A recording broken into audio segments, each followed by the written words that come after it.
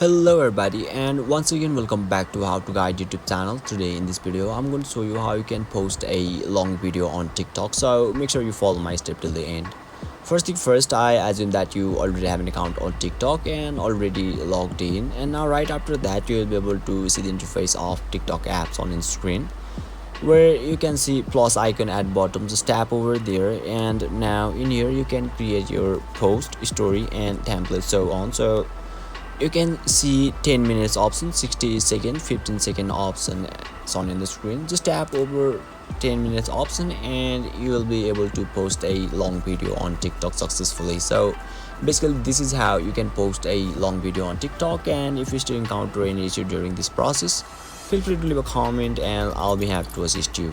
If you found this video helpful, please give it a thumbs up, and if you are new to this channel, make sure to hit the subscribe button and set the bell icon to on so that you can stay updated with our latest content.